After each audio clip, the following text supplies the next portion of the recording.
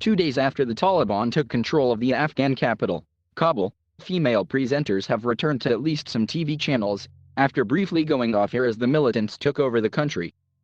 Tolo TV, the private channel which previously broadcast a mix of Western-style game shows, soap operas, and talent contests, said there was a little bit of uncertainty at the time about what would unfold next and temporarily removed their female presenters.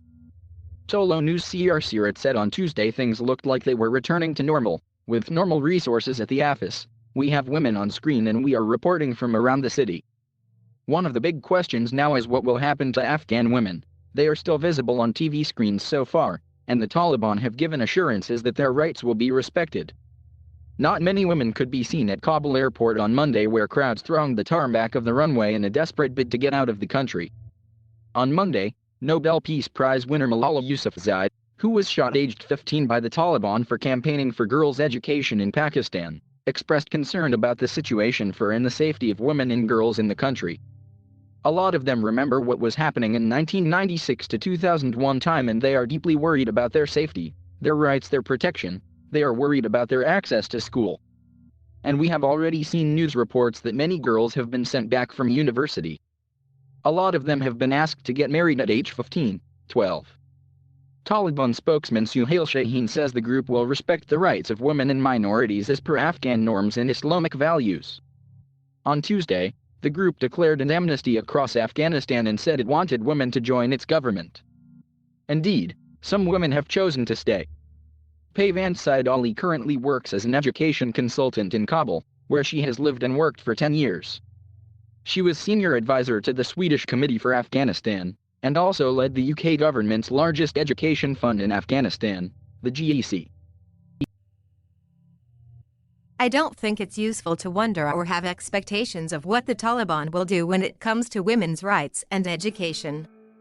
We have to work with what we have, and what we have include high-level Taliban promises that women will have access to education and work. She says accountability will be key. The Ministry of Education budget, including all staff salaries, is almost entirely donor-funded, including a large portion facilitated and monitored by the World Bank. The objectives remain, the indicators remain, the accountability measures remain, and we should work with any new government towards compromises to meet development goals, and to keep our kids, all our kids, in school. So far, it seems that most, though not all, girls' schools have remained open or are reopening, albeit with personnel changes and high absenteeism. District and provincial staff, for the most part, continue to work. In more rural areas, I have reliable reports that the largest NGO in the country, the Swedish Committee for Afghanistan, has reopened or kept open almost all of its girls' schools. So have most other leading NGOs supporting education in government and community schools. Many of these community schools have had some Taliban engagement since inception. Most have insisted on female or mullah teachers for years. She will stay in Kabul and says women around her are still mostly at home, but cautiously planning visits and outings in the coming days.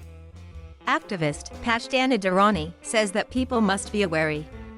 Girls in Herat, they were not able to go to their universities. Girls in Kandahar, they were asked to go to their home, and their male relatives were asked to fill in their positions in the bank.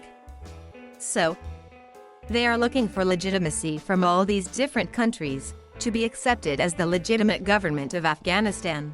But then at the same time, what are they doing in practice?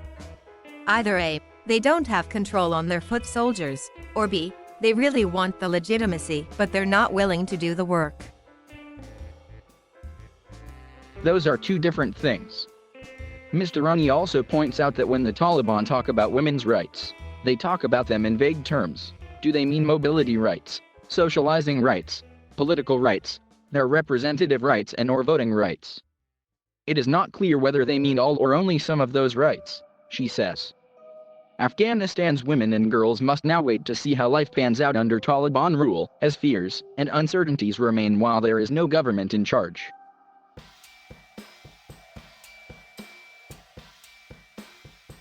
Thank you for watching.